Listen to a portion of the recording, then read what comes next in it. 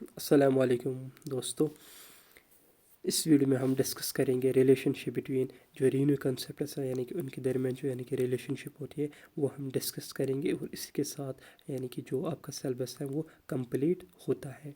सबसे पहले हम देखेंगे जो रिलेशनशिप है किस किस के दरमियान यानी कि रीन्यू कंसेप्ट के दरमियान यानी कि एवरेज रीन्यू, मार्जिनल रीन्यू और टोटल रीन्यू जो उनके दरमियान रिलेशनशिप है यानी कि वो दो यानी कि सिचुएशन पे यानी कि डिपेंड करते हैं। यानी कि दो सिचुएशन हमें डिस्कस करनी पड़ेगी यानी कि और हमें रिलेशनशिप क्या पता चलेगा। सबसे पहले जो कंडीशन है वो क्या है, सिचुएशन या कंडीशन यानी कि वो है व्हेन प्राइस रिमेन्स कांस्टेंट, जब प्राइस कांस्टेंट रहे यानी कि सेम रहे यानी कि उसे हम परफेक्ट कंपटीशन कहते हैं। When price falls with rise in output, और सेकंड कंडीशन ये है जब यानी कि प्राइस क्या हो जाएगी, फॉल हो जाएगी और राइज हो जाएगी किस में, यानी कि आउटपुट में। तो यानी कि ये दो सिचुएशन जो है, इन्हीं दो सिचुएशन की यानी कि मदद से हम देखेंगे relationship between average revenue and marginal revenue. जब प्राइस हम क्या रखेंगे, कांस्टेंट रखेंगे, हम देखेंगे एवरेज रेवेन्यू और मार्जिनल रेवेन्यू जो है इनके दरमियान में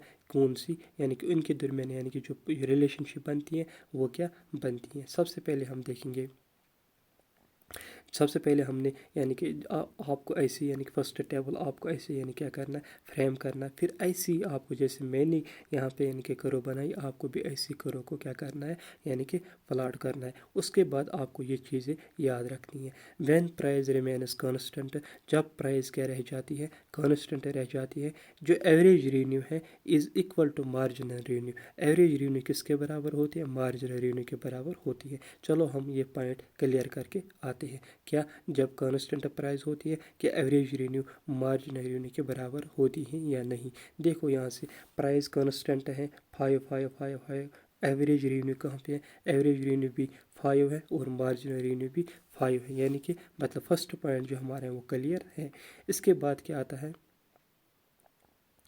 द डिमांड करो यानी कि average revenue and marginal revenue coincide in यानी कि को इंसाइड इन हॉरिजॉन्टल यानी कि line parallel to x axis. यानी कि जो यानी कि एवरेज रेवेन्यू और यानी कि कौन सी रेवेन्यू है यानी कि मार्जिनल रेवेन्यू है, ये एक दूसरे के यानी कि पैरेलल में होती हैं एक्स एक्सिस पे। यानी कि ये भी यानी कि ठीक है, जैसे मैंने करो बनाई ए आर और एम आर। देखो यहाँ पे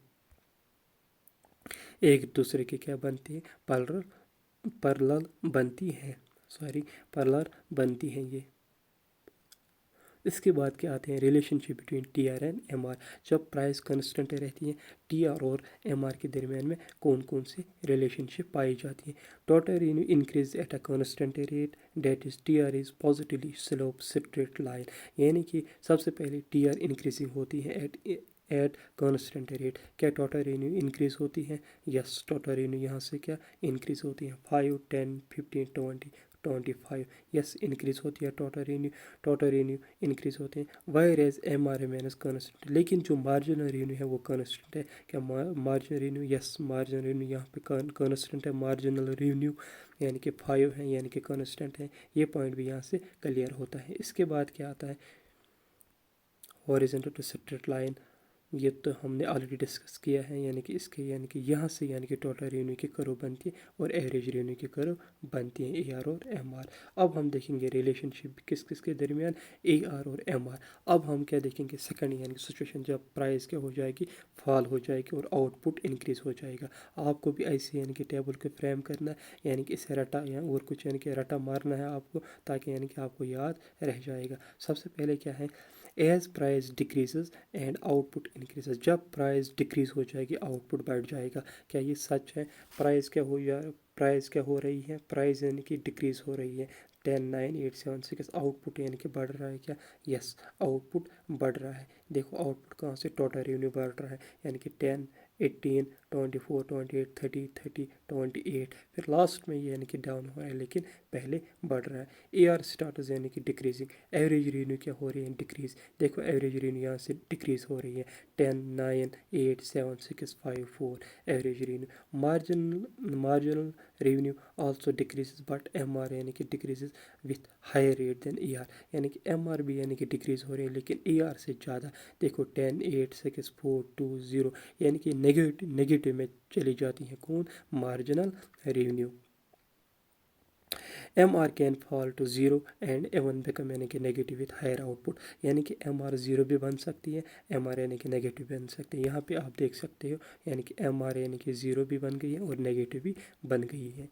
wire as ER can be यानी कि ER can be neither zero nor negative, यानी कि AR जो है वो ज़ीरो, ना ही वो ज़ीरो बन सकते हैं ना ही वो नेगेटिव बन सकते हैं। ये आप देख सकते हैं AR किस में है, पॉजिटिव में ही चल रही है और नेगेटिव में नहीं जा रही है और ज़ीरो में नहीं जा रही है। देखो AR और MR कैसे यानी कि आपस में यानी कि चल रहे हैं। अब हम देखेंगे किस किस के दरमियान में रिलेशनशिप, टोटल यूनिट और मार्जिनल यूनिट के दरमियान। As long as MR is positive, यानी कि ये क्या कह रहा है, यानी कि जब तक यानी कि MR यानी कि पॉजिटिव है, TR increases at higher rate, यानी कि TR क्या हो जाएगा, ये इंक्रीज हो जाएगा एट हायर रेट। आपको यही फॉलो करना है, यही टेबल आपको क्या फॉलो करना है। यानी कि क्या कौन सा पॉइंट था सबसे पहले, यानी कि जब यानी कि MR यानी कि पॉजिटिव, जब तक MR पॉजिटिव है TR तब तक यानी कि बढ़ता जाएगा। यानी कि देखो MR क्या है, यानी कि MR यानी कि जब तक यानी कि पॉजिटिव है, TR यानी कि बढ़ रहा है तब तक। देखो यहाँ से जब ये नेगेटिव हो गया MR और TR जो है, TR भी यानी कि घटने लगा। तो फर्स्ट पॉइंट क्लियर है। और इसके बाद क्या है, व्हेन MR इज ज़ीरो, जब MR ज़ीरो है TR मैक्सिमम पे होता है। हम ये भी चेक करेंगे। यहाँ पे TR क्या है, यहाँ पे TR मैक्सिमम कहाँ पे है, 30 पे ये मैक्सिमम है। और यहाँ पे MR क्या है, ज़ीरो और TR क्या है, 30, यानी कि मैक्सिमम। ये पॉइंट भी क्लियर है। जब MR नेगेटिव बन जाता है TR स्टार्ट्स डिक्रीजिंग, यानी कि जब MR नेगेटिव है, TR डिक्रीज हो रहा है। यस ये भी सही है, MR नेगेटिव में जा रहा है और TR 28 यानी कि नेगेटिव में अब जा रहा है, यानी कि डिक्रीज जा रहा है। यानी कि ये यानी कि अब घटने लगा TR। और कौन से रिलेशन इनके दरमियान है, और कोई रिलेशन इनके दरमियान नहीं है। और इसके बाद ये इनकी करो है। और इसके बाद जो आता है ये आपको नहीं पढ़ना है। तो यहीं से जो आपका सिलेबस है वो कंप्लीट हो जाता है। और इसी से जो हमारा वो सिलेबस है यानी कि यूनिवर्सिटी का सिलेबस है, यानी कि वो यहीं पे क्या हो जाता है, एंड हो जाता है। और अगर आपको लग रहा है कि कोई टॉपिक मैंने स्किप किया है, आप कमेंट सेक्शन में ज़रूर वो मेंशन कर सकते हैं।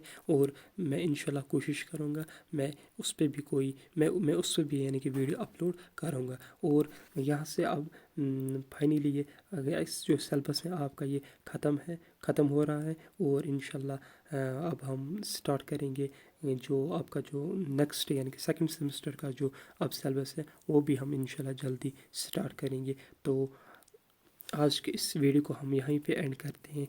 अगर आपको वीडियो पसंद आया तो ज़रूर अपने दोस्तों के साथ इस वीडियो को शेयर करना ताकि उनको भी मालूम हो। और अगर चैनल पे नए हो तो ज़रूर सब्सक्राइब करना और कमेंट करना और लाइक करना। Thank you.